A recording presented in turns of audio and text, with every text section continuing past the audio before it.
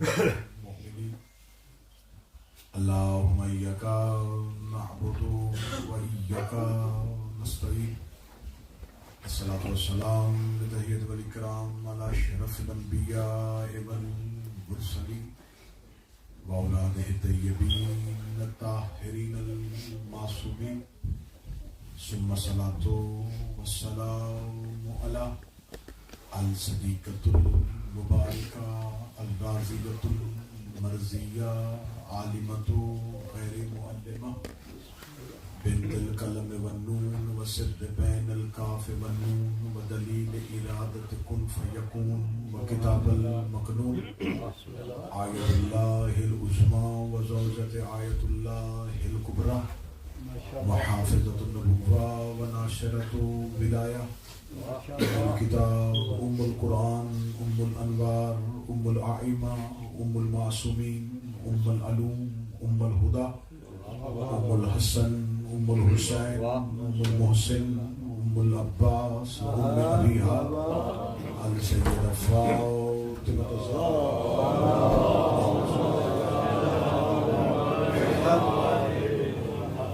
ولعن الله تعالى أعدائهم أجمعين أما بعد فقد قال سبحانه وتعالى في كتابه المجيد وفرقانه الحميد بسم الله الرحمن الرحيم لقد كان لكم في رسول الله أسوة حسنة بلند الصلوات اللهم صل على محمد وآل محمد.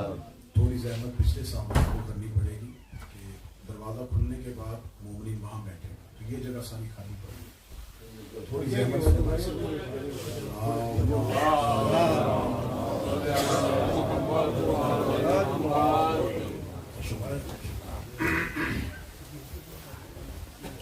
دعائے مالکان ذکر بندگان ذکر کا وارثان ذکر کی بارگاہ میں پیش ہوں. آقازادی آج کی اس مجلس کا انتظام کرنے والے اس مجلس عزا کے شریک حاضرین اس امام بارگاہ کے خدمت گزار منتظمین ان تمام کی توفیقات خیر میں اضافہ ہر کسی کی وہ شرعی حاجت جو اس کے حق میں بہتر ہے بنت پیغمبر کے حق کا واسطہ وہ قبول و منظور. آقازادی آپ کو اور میرا شمار سیدہ کے طرفداروں میں اور امیر المومنین کے پیروکاروں میں فرمائے. وارث زمانہ کے ظہور میں تاجر دعاؤں کی قبولیت کے لیے ممکن حد تک بلند صلوات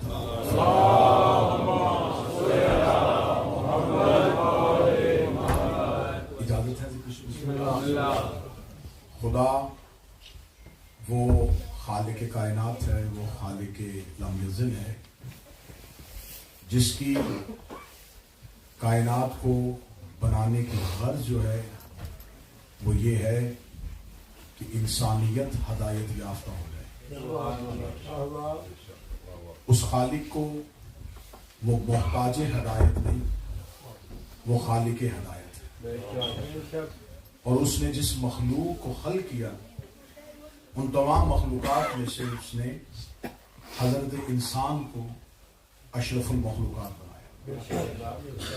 اور اس خدا نے چاہا کہ جسے میں نے اپنی تمام مخلوقات میں سے افضلیت دی ہے, برتری دی ہے, تو اب حق بنتا ہے کہ ہدایت بھی اسے ہی کی جائے. اس لیے کہ اس نے کسی بھی مخلوق کو عقل سلیم جیسی نعمت سے نہیں نوازا تھا. اس نے کائنات میں ہر طرح کی مخلوق بنائی, بہتر سے بہتر چرند اور بہتر سے بہتر پرند اور بہتر سے بہتر شجر, اور کائنات میں انسانیت کی نظروں کو چدھیا دینے والے ایسے حسین مناظر بنائے. لیکن اس میں سے کسی ایک مخلوق کو بھی اللہ نے عقل عطا نہیں کی. خدا نے جس کام کے لیے انہیں غرض, جس غایت کے لیے انہیں زمین پر خلق کیا, وہ اسی غرض و غایت میں چل رہے ہیں. انہیں خبر ہی نہیں ہے کہ ہدایت کسے کہتے ہیں. یہی بتا ہے کہ جب عقل نہیں ہے تو تصادم بھی نہیں ہے, جھگڑا بھی نہیں ہے, اختلاف بھی نہیں ہے. ایک جنگل میں رہنے والے جانور ان کا ایک دوسرے کے اوپر افضلیت کا جھگڑا نہیں ہے. شجر جو قد خدا نے دیا ہے اسی کے مطابق ہی بڑھے گا، دوسرے شجر سے اس کا افضلیت کا جھگڑا نہیں۔ خدا نے انسان کو عقل دی تھی تو عقل کا تقاضا ہے کہ جسے عقل دی جائے اسے ہدایت بھی دی جائے، کیونکہ عقل وہ مشینری ہے جس کے لیے ہدایت کے کمپیوٹر کا ہونا ضروری تھا تاکہ یہ عقل بہترین اور صراط مستقیم پہ چل سکے۔ پھر اس خدا نے ہدایت کا بندوبست بھی اپنے ہی ذمہ لیا۔ اس نے یہ نہیں چاہا کہ انسان اپنی مرضی سے ہدایت پائے، اسے کہا نہیں، ہدایت بھی تمہیں میں ہی دوں گا۔ ماشاءاللہ۔ اور وہ ہدایت کے معاملے میں اتنا سخت ہے کہ اس نے انسان جس کو ہدایت چاہیے تھی اس کے پیدا ہونے سے پہلے ہادی کو خلق کیا۔ اگر وہ انسان کو پہلے خلق کرتا اور ہادی کو بعد میں خلق کرتا تو آج انسان یہ کہہ دیتا کہ انسان پہلے ہے، ہدایت بعد میں۔ اس نے جب حضرت انسان کو زمین پہ بھیجنا تھا تو اس نے جسے سب سے پہلے اتارا اسے سب سے پہلا ہادی بنایا۔ وہ خدا ہدایت کے معاملے میں کتنا رحیم ہے کہ اس نے ہدایت کا انتظام پہلے کیا اور انسان کو بعد میں خلق کیا۔ جب اس نے ہدایت کا بندوبست بنا دیا، ہدایت کا انتظام کر دیا، تو اس نے پھر زمین پر دو وجود اتارے، ایک نر اور ایک مادہ، ایک مذکر اور ایک مؤنث، ایک مرد اور ایک عورت۔ جسے مرد بنایا اسے آدم کہتے ہیں، جسے مستور بنایا اسے حوا کہتے ہیں۔ پھر اس کے بعد اس نے ہدایت کے سلسلے کو جاری کر دیا۔ پھر اس کے بعد اس نے جتنے بھی ہادی بھیجے وہ سارے کے سارے مرد بنائے، کسی مستور کو ہادی نہیں بنایا، اور ہر دور کی مستور کو ہر دور کے مرد کا محتاج کر دیا۔ اگر کسی بھی دور میں کوئی خاتون ہدایت لینا چاہتی ہے تو اب اس کے لیے ضروری ہے کہ وہ اس دور کے مرد ہادی کے پاس جائے۔ اس خدا نے مستورات کے لیے خواتین میں ہادی نہیں بنائے، اس نے مردوں ہی میں ہادی بنائے، کیونکہ جب اس نے مرد اور عورت کو خلق کیا تھا تو اس نے مرد کی خلقت میں عقل کو پہلے رکھا، جذبات کو بعد میں رکھا، اور جب عورت کو خلق کیا تو جذبات کو پہلے رکھا، عقل کو بعد میں۔ یہی وجہ ہے کہ آج تک حضرت انسان جو ہے وہ خاتون کو ناقص العقل کہتے ہیں۔ خاتون کی عقل ناقص نہیں ہے، خاتون کی عقل پہ اس کے جذبات مقدم ہیں، جذبات پہلے ہیں، عقل بعد میں۔ مرد کے ہاں عقل پہلے ہے، جذبات بعد۔ یہ خدا نے خواتین پہ ظلم نہیں کیا، احسان کیا۔ خدا نے عورت کے جذبات کو اس کی عقل پہ غالب اس لیے کیا کہ قربانیاں ہمیشہ جذبات دیتے ہیں، عقل نہیں دیتی۔ خدا نے اس خاتون سے قربانی لینی ہے زمین، اس نے اپنی زندگی نچوڑ کے اپنے بچے کو حیات دے دی۔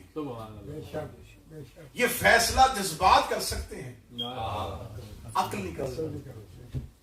مرد کے گھر میں رہ کے اس کی محکومہ بننا، اس کی اولاد کو پالنا، یہ فیصلے جذبات کے ہیں، عقل کے نہیں۔ قربانیاں ہمیشہ جذبات دیتے ہیں، عقل نہیں دیتے۔ عقل کی نظر سے کربلا دیکھو گے کبھی سمجھ نہیں آئے گی۔ عقل مندوں سے پوچھو گے تو وہ کہیں گے کربلا گھاٹا ہے، موت سامنے تھی کیوں چلے گئے۔ لیکن جب عشق والوں سے پوچھو گے وہ کہے گا وقتی طور پہ گھاٹا نظر آ رہا تھا لیکن ہمیشہ کے لیے عزت تھی۔ اس لیے ہر چیز عقل سے نہیں دیکھی جاتی، کچھ چیزیں عشق سے بھی دیکھی جاتی۔ عقل مند اگر ہر چیز کو عقل سے دیکھیں گے تو مذہب سمجھ میں نہیں آئے۔ عقل تقاضا ہی نہیں کرتی کہ باپ بیٹے کی گردن پہ چھری رکھے، عقل تقاضا ہی نہیں کرتی کہ آگ کے اندر کود جاؤ۔ موسیٰ عشق میں جا رہا ہے، ابراہیم عشق میں چھری رکھ رہا ہے، عشق ہی یوسف کو کنویں میں پھینک رہا ہے۔ تو لہذا یہ جتنے فیصلے ہیں یہ سارے عشق پہ مقدم ہیں۔ لہذا ہر چیز عقل سے نہیں جانچی جاتی، کچھ چیزیں عشق سے جانچی جاتی۔ میں صدر کہوں گا اور مجھے نہیں خبر کہاں تک جائے گی، عزاداری عقل سے دیکھو یہ تو اور نظر آئے گی،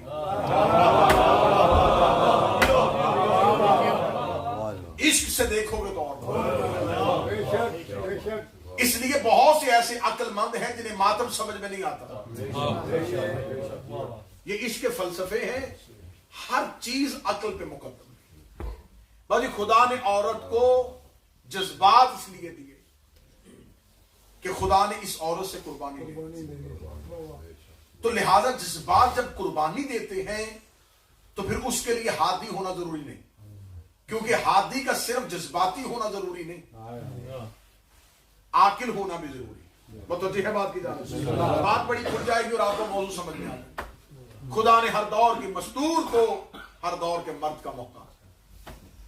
حضرت آدم اس دور کی جتنی مستورات ہیں آدم کو نبی مان، ابراہیم کے دور کی ابراہیم کو نبی مان، لیکن میرے اللہ یہ کیسا انصاف ہے کہ عورت ہر معاشرے میں اپنی تعلیم و ترقی کے لیے اپنی ہی خواتین سے رہنمائی چاہتی ہے۔ عورت چاہتی ہے کہ مجھے پڑھانے والی بھی عورت ہو، عورت چاہتی ہے کہ میری ڈاکٹر بھی عورت ہو۔ تو جب عورت ہر ایک معاشرے کے طبقے میں خواتین ہی کی نمائندگی چاہتی ہے تو میرے اللہ تو نے ہادی عورت کیوں نہیں بنایا؟ خدا نے ہر دور میں اگر کسی مرد کو نبی بنایا تھا تو اس دور میں ایک عورت کا کردار اتنا بلند کیا کہ وہ نبی کے ہوتے ہوئے اس دور کی عورتوں کے لیے اسوہ حسنہ تھا۔ بے شک وہ نبی نہیں تھی لیکن اس کا کردار اتنا بلند تھا کہ اس دور کی خواتین اس عورت کی تعلیم پاتی۔ اگر حضرت آدم نبی ہیں تو سیرت حوا کی چلے گی، بات ابراہیم کی ہوگی تو تذکرہ ہاجرہ کا بھی ہوگا۔ حضرت ہاجرہ کی دور میں تو عزت اتنی بلند ہو گئی تھی عورت کی کہ اللہ نے آج تک قیامت تک کے لیے مردوں کو عورت کی سنت پہ حج کرنے کو کہا ہے۔ یہ کعبے کے چکر، یہ صفا و مروہ پہ دوڑنا، یہ حضرت ہاجرہ کی سنت ہے۔ خدا نے ابراہیم کے دور میں عورت کو بلند کر دیا، اتنا بلند کر دیا، اتنا بلند کر دیا کہ اس کے اسوہ کا نام حج بنا دیا۔ عورت آدم کے دور میں تھی تو عزت کم تھی، ابراہیم کے دور میں پہنچی تو عزت بلند ہو گئی، موسیٰ کے دور میں پہنچی تو آسیہ کی صورت میں اور بلند ہو گئی، پہنچتے پہنچتے جب عورت حضرت عیسیٰ کے دور میں آئی تو عزت میں اتنی بلند ہو گئی، اتنی بلند ہو گئی کہ خدا نے مریم کو عیسیٰ کی ماں نہیں کہا، عیسیٰ کو مریم کا بیٹا کہا۔ خدا نے یہ نہیں کہا اے مادر عیسیٰ، خدا نے عیسیٰ سے کہا اے مریم کے بیٹے۔ کیوں؟ عورت عزت میں بلند۔ اب یہ عورتیں وہ جو ہیں ان کے پاس ہر دور میں اسوہ ہے، عہدہ نہیں، لیکن مجھے جس شہزادی کی بات کرنی ہے اس کے پاس صرف اسوہ نہیں، عہدہ بھی ہے۔ مجھے آج ایک ایسے عہدے میں بات کرنی ہے جس پہ ممبر سے کم بات نہیں ہے۔ میں نے اس سے پہلے جو انشاء بہت سی مجالس میں جناب سیدہ کے بہت سے عہدے پڑھے، جناب سیدہ کا بطول ہونا، جناب سیدہ کا محدثہ ہونا، جناب سیدہ کا عالمہ غیر معلمہ ہونا۔ آج کی مجلس میں آپ کے سامنے ثابت کروں گا کہ زمین پر رسول کے دور میں جناب سیدہ کے پاس وہ اللہ کا دیا ہوا کون سا عہدہ تھا، وہ کون سے منصب میں بیٹھی تھی؟ حسین کی ماں۔ یہ ذہن میں رکھیے گا کہ اس گھر میں، اس خاندان میں رشتہ داری کی بنیاد پہ عزت نہیں ہوتی، نسبت کی بنیاد پہ عزت نہیں ہے۔ ہاں نسبت احترام کے لیے ہے لیکن عہدے نسبت کی بنیاد پہ نہیں ملتے۔ مولا علی کے سارے ہی بیٹے ہیں، نسبت ہے علی کے بیٹے، لیکن عزت حسن اور حسین کو ہے امامت کی وجہ سے۔ یہاں عہدوں کی وجہ سے عزت ہوتی ہے، صرف نسبت کی وجہ سے نہیں۔ یہی تو ہمارا شیعہ سنی کا جھگڑا ہے، ہم کہتے ہیں صرف نسبتوں سے عزت نہیں لینی۔ کیا زمینی رشتہ داری تھی، کیا بدن کی رشتہ داری تھی، عہدوں سے عزت لو۔ یہ دیکھو کہ اس دور میں خلیفہ کون ہے، اس دور کا اللہ کا امام کون ہے۔ مولا علی کے سارے بیٹے ہیں، نسبت کی وجہ سے عزت ہے۔ حسن اور حسین کی عزت صرف نسبت کی وجہ سے نہیں، عہدے کی وجہ سے۔ جناب سیدہ کی نسبت ہے نبی کی بیٹی، نسبت ہے علی کی زوجہ، نسبت ہے حسنین کی ماں، لیکن ایک عہدہ ہے زمین پر، جس کی وجہ سے وہ اتنے معصوموں کے گھر میں رہ کے بھی مرکز ہے، بیٹی ہو کے بھی ام ابی ہے۔ خدا نے آخری حج کے موقع پر رسول اللہ سے کہا تھا یا ایھا رسول بلغ ما انزل الیک وان لم تفعل فما بلغت رسالہ، میرا حبیب پہنچا وہ جو ہم نے تجھ پہ نازل کیا، اگر تو نے یہ نہ پہنچایا تو تو نے کچھ بھی نہیں کیا۔ اس کا مطلب ہے یہ سارے کا سارا رسالت کا دار و مدار ایک حکم پہ تھا، خدا اگر یہ نہ کیا تو کچھ بھی نہیں کیا۔ اب یہ نہیں ہے کہ صرف اللہ رسول سے کہہ رہا تو نے کچھ نہیں کیا، صرف قال رسالت، یہ نہیں کہہ رہا کہ میرا مصطفیٰ تیری نبوت نہیں، فرمایا فما بلغت رسالت ہو، تیری رسالت۔ اس کا مطلب اس رسول کی رسالت میں کیا کیا آئے گا؟ اگر تیری رسالت گئی تو عیسیٰ کی نبوت بھی گئی، موسیٰ کی نبوت بھی گئی، کیونکہ تیری رسالت کے اندر ان کی رسالت ہے کہ تو نے زمین میں آ کے بتایا ہے کہ عیسیٰ پہ کتاب اتری تھی، تو نے بتایا ہے کہ موسیٰ پہ توریت اتری تھی، تو نے بتایا ہے کہ آدم صفی اللہ ہے، تو نے بتایا ہے کہ نوح نجی اللہ ہے۔ اس کا مطلب ہے کہ اگر تیری رسالت گئی تو صرف تیری رسالت نہیں، عیسیٰ کی نبوت گئی، موسیٰ کی نبوت گئی، آدم کی نبوت گئی، تمام انبیاء کی نبوت ختم ایک اعلان پہ۔ اور اللہ کہہ رہا ہے اگر تو نے یہ نہ کیا تو کچھ بھی نہیں کیا، اگر تو نے یہ نہ کیا تو کچھ بھی نہیں کیا۔ یہی تو جھگڑا ہے اور یہی بات ہم امت مسلمہ سے پوچھنا چاہتے ہیں کہ اللہ نبی سے کہہ رہا ہے کہ اگر تو نے یہ نہ کیا تو کچھ بھی نہ کیا۔ امت نے باقی سب کچھ کیا، بس یہ نہیں کیا۔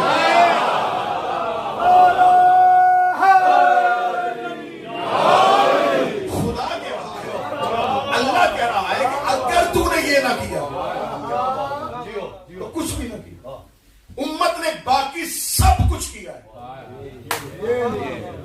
صرف وہ نہیں کیا جس کے لیے اللہ کہہ رہا ہے اگر یہ نہ کیا تو کچھ بھی نہ کیا۔ آگے خدا کیا کہہ رہا ہے وَاللَّهُ يَعْصِمُكَ مِنَ النَّاسِ، تو پہنچا دے، باقی تو خطرہ یہ نہ رکھنا کہ میں پہنچاؤں گا تو اس کو مانے گا کون؟ میں اللہ اس نظام کو انسانوں کے شر سے بچاؤں گا۔ یہ جس نظام کی بات ہو رہی ہے وہ نظام کون سا ہے؟ نظام ولایت، جو نبوت کے بعد نافذ ہوگا، کیونکہ اللہ نے ابھی تک دوسرا نظام متعارف ہی نہیں کروایا۔ زمین والوں کو بھی ایک ہی اللہ کے سسٹم کا پتہ ہے، نبوت، کہ ایک نبی اس کے بعد دوسرا، دوسرے کے بعد تیسرا، تیسرے کے بعد چوتھا۔ یہ کتنی دیر سے چل رہے تھے؟ 1,24,000۔ کتنا عرصہ گزر گیا؟ ہزاروں سال۔ ہزاروں سال سے انسانیت آتی ہو چکی تھی کہ نظام کی کہ ایک نبی جائے گا، دوسرا آئے گا، دوسرا جائے گا، تیسرا آئے گا۔ 1,24,000، 1,24,000 مختلف دور میں لوگ آئے، انہوں نے کہا نبی ہے۔ امتیں پریشان نہ ہوئی کہ کچھ نہیں ہوگا، اگلا نبی آئے گا وہ بتا دے گا کہ میں نبی ہوں، پھر اس کے بعد اگلا نبی آئے گا وہ بتا دے گا نبی ہوں۔ کوئی قبیلے کا نبی تھا، کوئی شہر کا نبی تھا، کوئی علاقے کا نبی تھا۔ اس نبی نے آ کے بتایا کہ اب کسی نے نہیں آنا، انا خاتم النبیین لا نبی بعدی، میں آخری ہوں، میرے بعد کوئی نبی نہیں۔ اب 1,24,000 نبیوں کے آنے کے بعد انسانیت عادی ہو چکی تھی کہ اس کے بعد دوسرا آ جائے گا، دوسرے کے بعد تیسرا آ جائے گا۔ یہ کہہ رہا ہے کہ میرے بعد اب کوئی نبی نہیں آنا۔ تو اب اس دور کی امت پریشان تو ہو گئی کہ اب نبی نہیں آنا، تو یہ اللہ کا نظام کیسے چلے گا؟ یہ الہی نظام کیسے چلے گا؟ اس نے آخری حد تک امت کو پتہ ہی نہیں چلنے دیا کہ یہ نظام کیسے چلے گا۔ آخری حج میں اپنی شہادت اور رحلت اور وصال سے 70 دن پہلے وہ نبی کہہ رہا ہے کہ لو اب میں تمہیں بتا کے جا رہا ہوں کہ میرے بعد یہ نظام چلے گا جو علی سے چلتا ہوا میرے آخری بیٹے تک آئے گا۔ یہ رسول نے کر دیا امت کا قیامت تک کا ہدایت کا بندوبست۔ اب تمہیں قیامت تک کے لیے ہادی ڈھونڈنا نہیں پڑے گا۔ جو موضوع کے ساتھ متصل ہے وہ میرے ساتھ چلتا ہے۔ اب تمہیں ہاتھی ڈھونڈنا نہیں پڑے گا، اب تمہیں ہاتھی بنانا نہیں پڑے گا۔ اب تمہیں زمین پہ میں نام دے کے بتا رہا ہوں کہ یہ ہوگا، اس کے بعد یہ ہوگا، اس کے بعد یہ ہوگا۔ کب تک کا؟ 10 سال کا پروگرام دیا نہیں، 40 سال کا نہیں، قیامت تک کا۔ اب اسلام نے پھیلنا تھا قیامت تک۔ میرا زندہ سوال ہے اور میں سوشل میڈیا کی صورت میں ہر دور کے مسلمانوں سے پوچھ رہا ہوں, کیا بات, قیامت تک کے لیے مسلمانوں نے آنا تھا زمین پہ, ہم نے پڑھنا تھا لا الہ الا اللہ محمد رسول اللہ. مدینے کے 40 لوگوں کو یہ اختیار کس نے دیا تھا کہ وہ 2024 والے مسلمانوں کا خلیفہ بھی بنا لیں.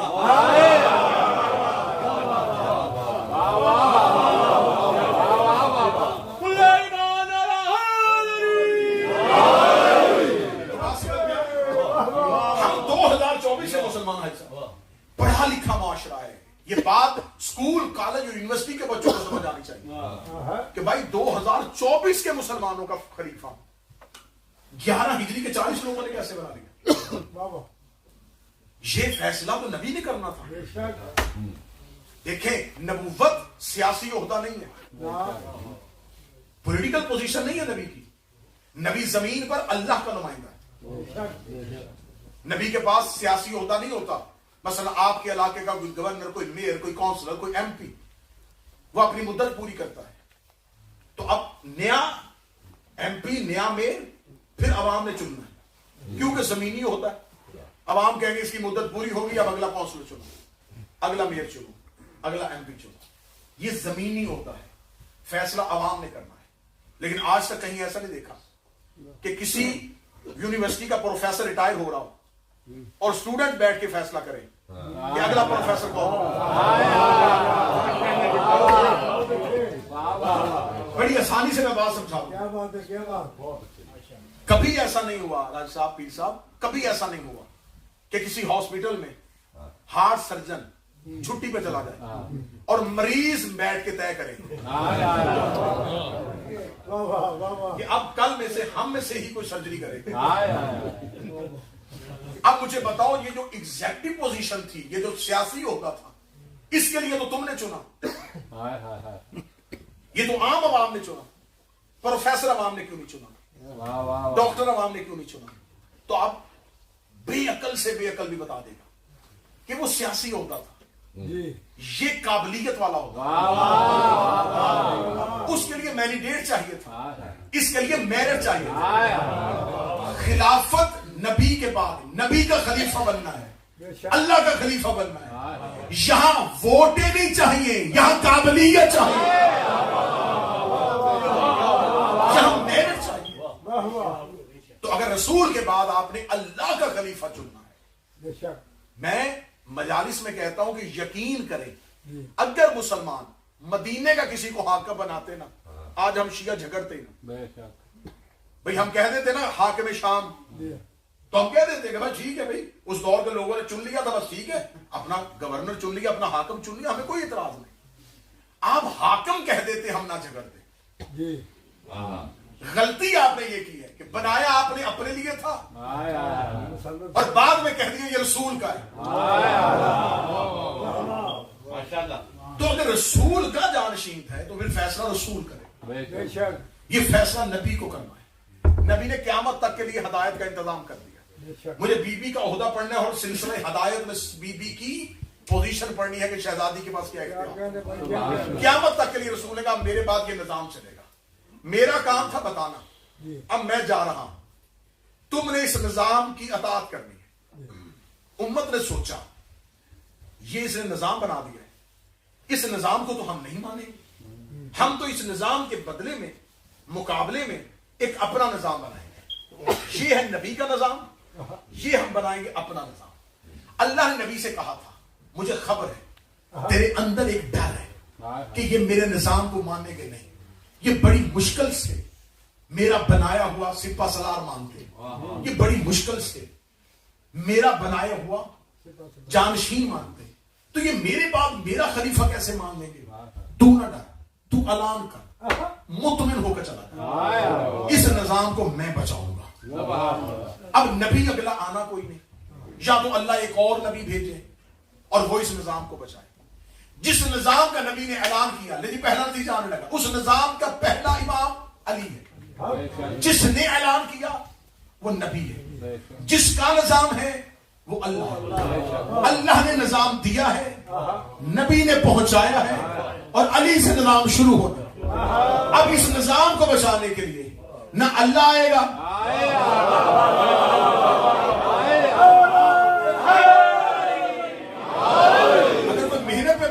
ہے تو بولیے. اس نظام کو بچانے کے لیے نہ اللہ آئے گا, نبی جا رہا ہے سنا کے, اور علی سامنے نہیں آ سکتا کیونکہ علی اس نظام کا حصہ ہے.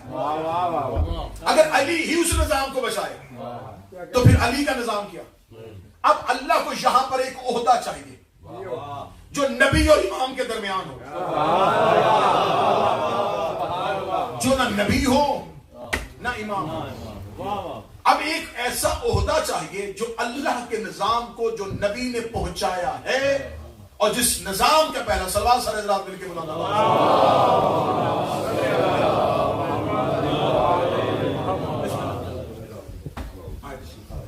سلوات پھر سارے مل کے بلانا.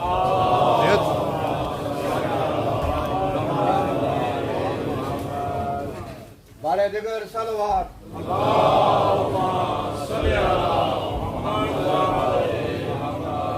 سلیمان سب پڑھو قرآن نعرہ حیدری. میرے اور آپ کے سب کے پسندیدہ مولا کے مشہور نوحہ خان داستان گو کاظمی برادرز, مولا ان کی عزت تاثیر عطا فرمائے, زبان علم عمل مزید وسعت عطا فرمائے, مزید ترقیاں عطا فرمائے, اور مولا یہ سلسلہ عزا ان کی نسلوں میں قائم ہوتا.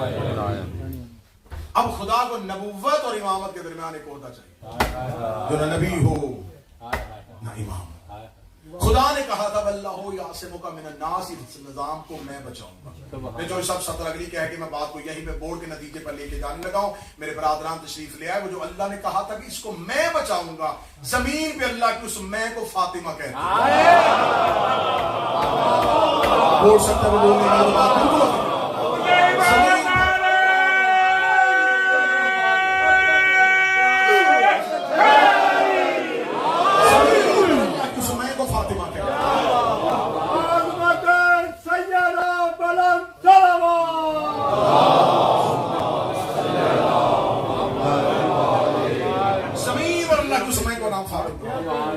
جب خدا نے کہا میں بچاؤں گا تو خدا تو بدل میں آ رہی ہے جس نے اس نظام کو بچایا.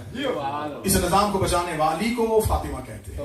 اس نے زمین پر اس نظام کا تحفظ کیا, اس نے اس نظام کی حفاظت کی ہے, اس نے اس نظام کو بچایا. اللہ نے کہا تھا میں بچاؤں گا.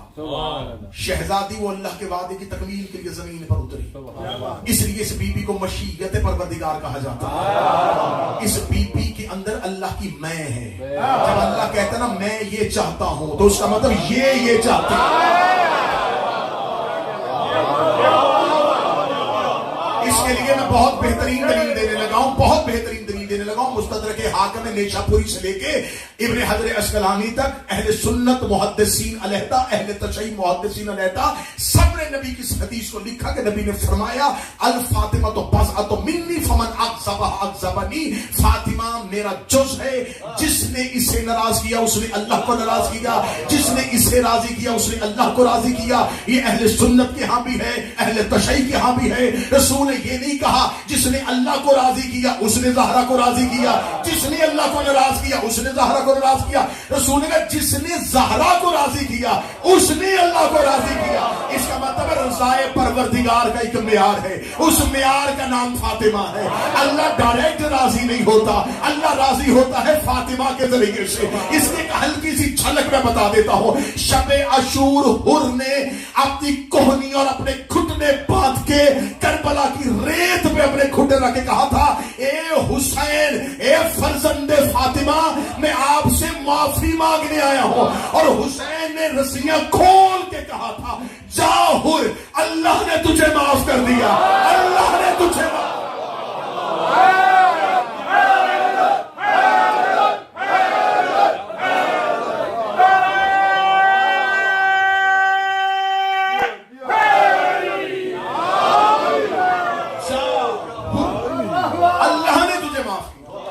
مجھے کسی کتاب میں نہیں ملا کہ مولا حسین نے شب عاشور مصلی بچھایا ہو, 2 رکعت نماز پڑھ کے کہا میرے اللہ میں حر کی سفارش کر رہا ہوں. حر کہہ رہا ہے مولا حسین سے میں آپ سے معافی مانگنے آیا. حسین یہ نہیں کہہ رہے میں نے معاف کر دیا. میرے مولا حسین ابھی تو روز محشر آیا ہی نہیں. ہمیں تو پتا ہے کہ محشر کے دن فیصلہ ہوگا کہ کسے معاف کیا جا رہا ہے, کسے سزا دی جا رہی ہے.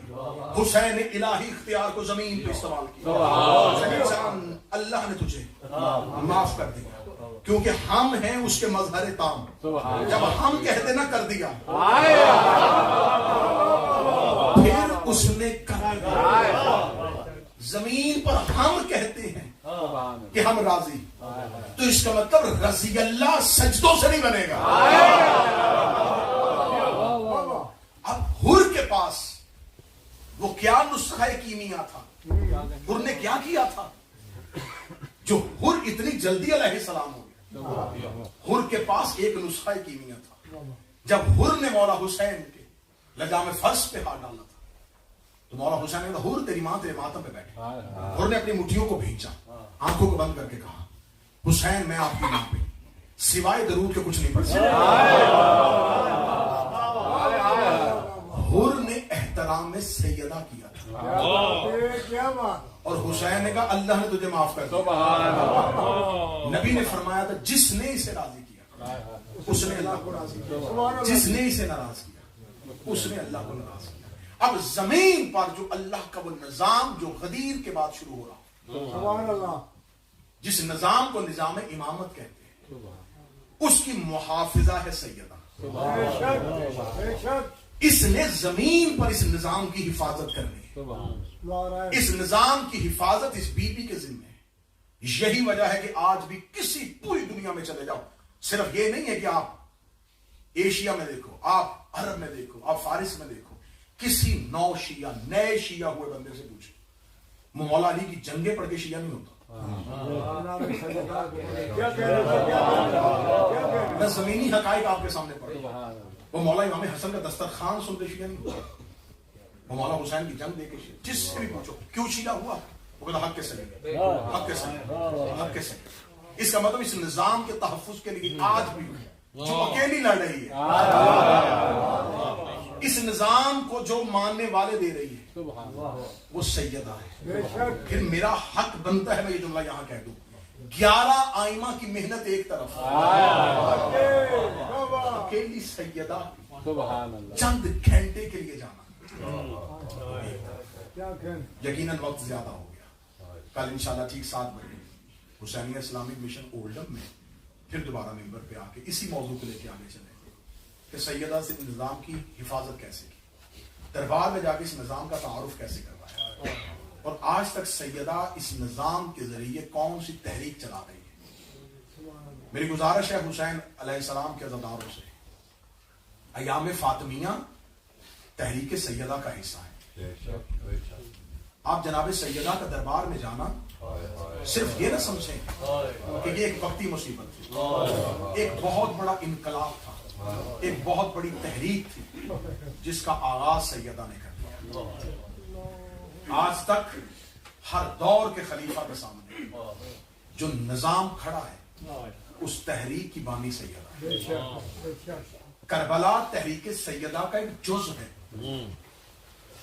کربلا ایک حصہ ہے, ایک نقطہ ہے تحریک سیدہ. سیدہ کی تحریک کا آغاز ہو گیا تھا نبی کے جانے کے 3 دن بعد. رسول نے آنکھیں بند کی اور 3 دن کے بعد سیدہ نے ایک تحریک کا آغاز کیا. سب سے بڑی امپائر کے سامنے, سب سے بڑی حکومت کے سامنے اکیلی کھڑی ہو گئی. حاکم کے وہم و گمان میں بھی نہیں تھا. وہ سمجھتا تھا میں نے مہاجرین سے بیعت لے لی, انصار میرے قبضے میں آ گئے, بنی امیہ میری دسترس میں ہے. علی کے پاس اب کوئی طاقتور آواز ہی نہیں. اسے کیا خبر تھی ایک اتنی طاقتور آواز علی کے حق میں اٹھے گی کہ قیامت تک اس آواز کو خاموش کروانا ہر دور کی ملوکیت کے لیے مشکل ہو جائے گا. ڈاکٹر علی شریعتی نے ایک جملہ کہا تھا, اسے کہ جب میں نے سیدہ کی سیرت کو پڑھا تو میں سوچ رہا تھا کہ میں سیدہ کی سیرت پہ کوئی عنوان دوں کہ سیدہ کی عزت ہے نبی کی وجہ سے, علی کی وجہ سے, حسنین کی وجہ سے, جنت کی وجہ سے, کوثر کی وجہ سے. اس نے کہا آخر میں مجھے پتا چلا کہ فاطمہ باعزت ہے فاطمہ کی وجہ سے.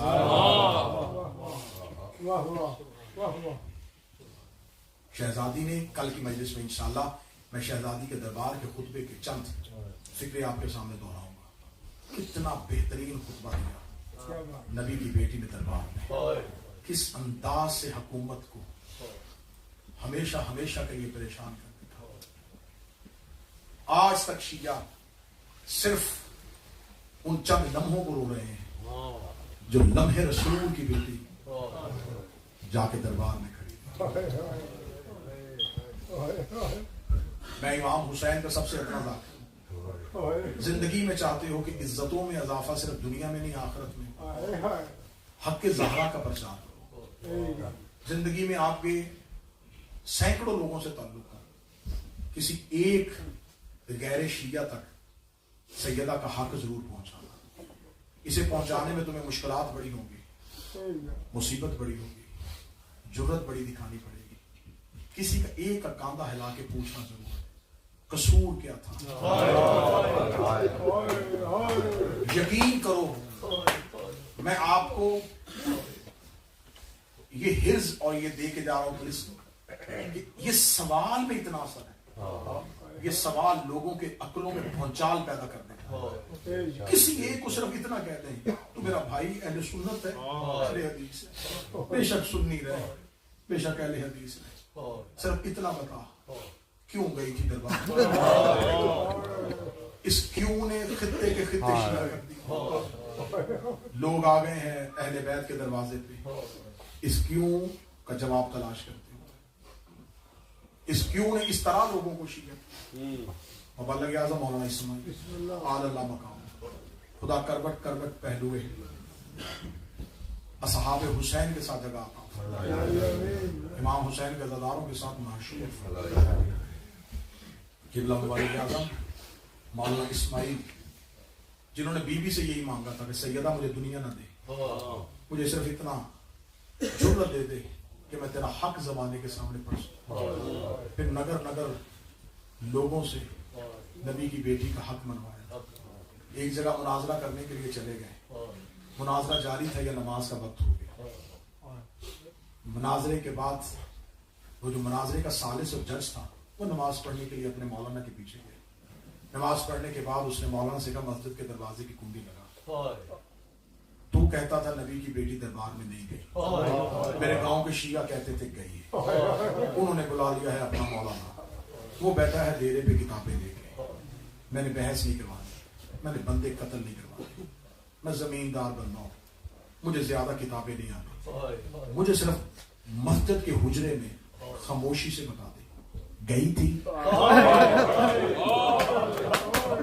किबला ने अपनी किताब फतूहात शिया में इस वाक़े का तफसीली तस्करा किया, उसका नाम भी लिखा चौधरी आशिक हुसैन। रुखसार शरीफ मौलाना ने कहा कि चाचा आशिक गई थी लेकिन हक बनता नहीं था। उसने कहा मैं ये पूछ नहीं रहा हक बनता था, मुझे सिर्फ इतना बता गई थी। उसने कहा चाचा आशिक हदीस है पैगंबर की कि नबी अपनी मिरास नहीं छोड़ के जाते।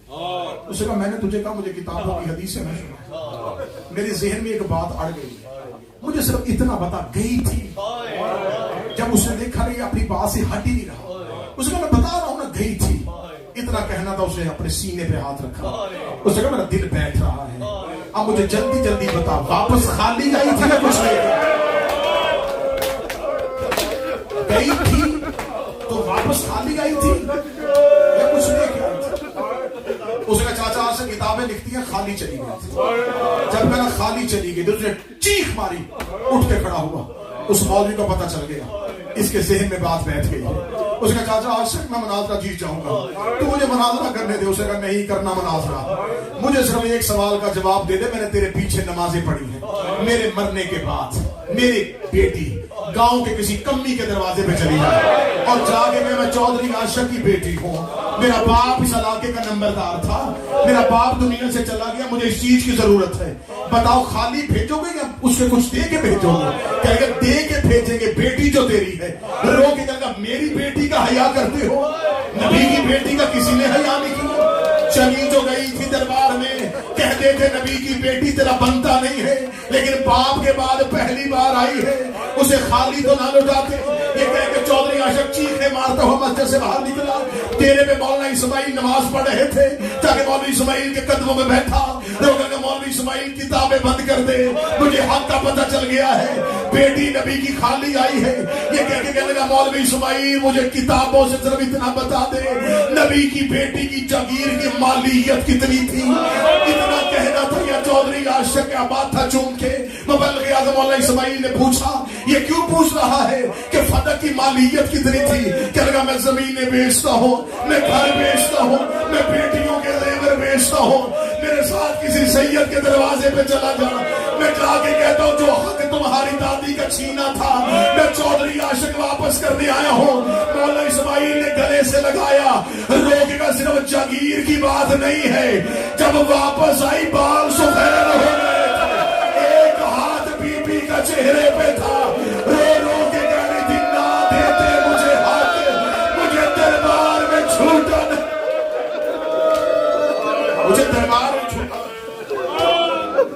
एक हिस्सा एक भी हिस्सा मुसाहिब का जनाब सैयदा का मिंबर से नहीं पढ़ा गया।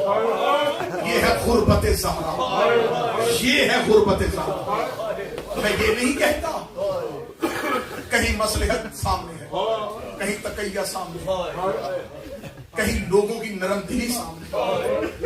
यकीन करो जनाब सैयदा के मुसाहिब मुकम्मल नहीं पढ़ेगा। जिस दिन जनाब ज़हरा का पूरा दर्द पड़ दिया, ये तो वही आके पढ़े जिसको दरवाजा जलने का सबसे बड़ा अल्लाह ना करे, अल्लाह ना करे हाकम बना। बच्चा छोटा हो और उसे जवान होने के बाद पता चले कि किसी गैर ने मेरी मां को मारा था। मुझे बोल के बताओ वो ज़ईफ़ी तक दर्द सीने में था। अगर सुननी है ये जुमला तो फिर अगला जुमला सुनो। बचपन था मेरे मौला अबुल फजल अब्बास, एक दिन माँ उम्मुल बनीन की गोद में आके बैठ के माँ का चेहरा देखा तो कहने लगा अम्मा मैं सारा दिन रहता हूँ अली की बेटियों के पास, अम्मा थोड़ी देर तेरे पास आता, अम्मा आज अब्बास एक सवाल का जवाब चाहते। बीबी उम्मुल बनीन ने पूछा अब्बास क्या सवाल है? अब जो सादात बैठे वो जुमला माफ कर अबुल फजल अब्बास ने माँ के सामने छोटे छोटे हाथ जोड़े, रोकने लगा अम्मा मुझे इतना बता हुसैन की माँ को किसने मारा? बीबी उम्मुल बनीन कहती है अब्बास तेरी सारी जिंदगी ये सवाल नहीं आया, मुझे बता तुझे ये सवाल बताया किसने है?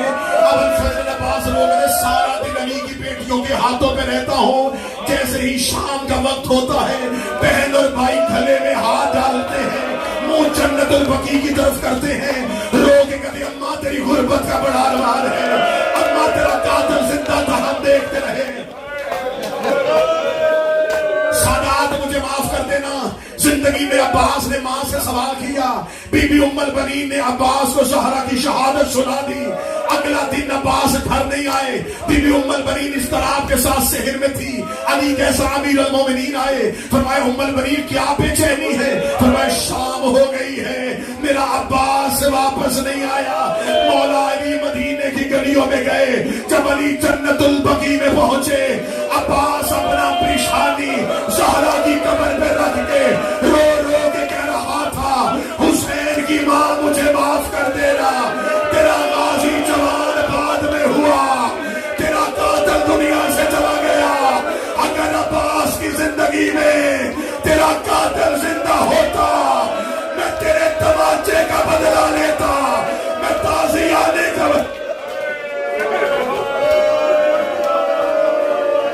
हुसैन की मां मुझे माफ कर दे। काश अब्बास देख लेता जिसने तुझे ताज़ियाना मारा था। 1 या 1.5 मिनट पढ़ूंगा सिर्फ, हर आंख रो पड़े, इतने दर्द हैं कि सिर्फ ये नहीं कि आने वाली जितनी मजाक है सिर्फ जनाब ज़हरा ही के दर्द पड़े, सैयदा के दर्द खत्म ना हो।